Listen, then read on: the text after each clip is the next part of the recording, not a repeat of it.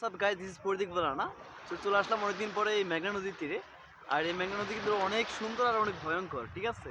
তো আজকে একটা লুক আপনাদেরকে দেখানোর জন্য, এই যে আমার পিছনে দেখতেছেন বিশাল বড় একটা নদী, এই নদীর পাশেই আমি আপনাদের সাথে কিছু কথা বলার জন্য সরাসরি আমি যুক্ত হয়েছি লাইভে।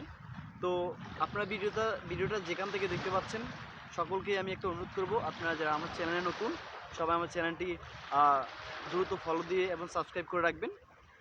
এর পাশাপাশি আমার ইউটিউব চ্যানেল আছে, যেটার নাম হচ্ছে লিজা স্টার এসডি, আর ফেসবুক পেজ আছে লিজা স্টার এসডি সেম নামে। আপনারা সবাই ফলো এবং সাবস্ক্রাইব করে রাখবেন।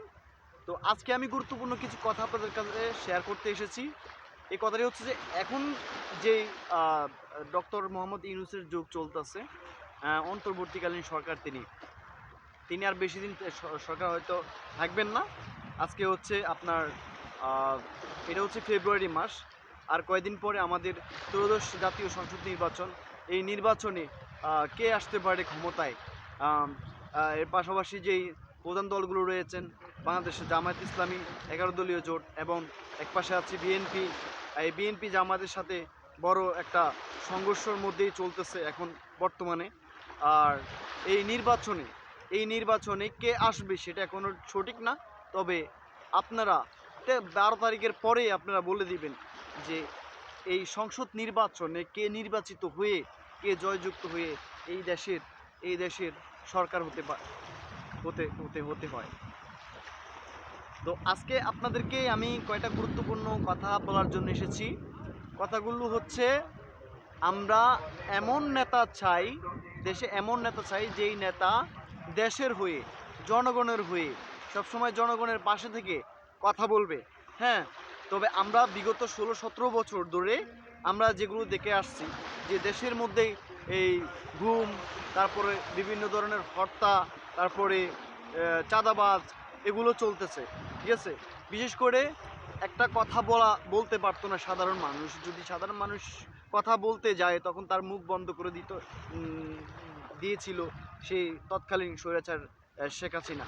আমরা সকলেই জানি, কিন্তু এই কথা আমার থেকে আপনারা শুনে আপনারা খারাপ মনে করবেন না।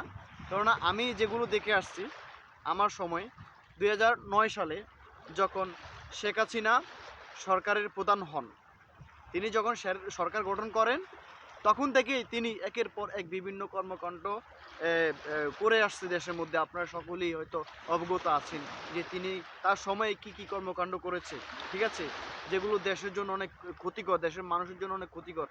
আবার শুনতেছি তিনি হচ্ছে উন্নয়নের রূপকার, ঠিক আছে, তিনি উন্নয়ন করছেন।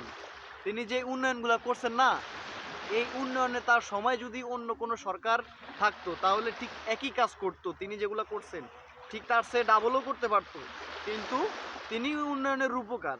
আচ্ছা, আমরা একটা কথা বলি, এই যে পদ্মা সেতু নিয়ে এত তোলপাড় হচ্ছে, হ্যাঁ, এই পদ্মা সেতুটা কার অবদান? আপনারা বলুন তো, এই পদ্মা সেতুটা কার অবদান? এটা হচ্ছে শহীদ রাষ্ট্রপতি জিয়াউর রহমানের একটা অবদান ছিল। এই পদ্মা সেতুর পিছনেই তার অনেক রহস্য আছে। এই পদ্মা সেতু নিয়ে তার অনেক স্বপ্ন ছিল। তার পরবর্তীতে সরকার যখন এই তার আওয়ামী লীগ সরকার গঠন করছে, আওয়ামী লীগ সরকার গঠন করার সময় তিনি তার ওই জিয়াউর রহমানের সেই স্বপ্নকে সেই নিজে বঙ্গবন্ধুর স্বপ্ন বলে চালিয়ে দিয়েছেন। আর দেশের মধ্যে এত বড় একটা কাহিনী তিনি করে বসছেন, যে তিনি পদ্মা সেতু করছেন, সেটা হচ্ছে শেখ মুজিবের নাকি। তো আমরা এই ধরনের অনেক কিছু শুনেছি।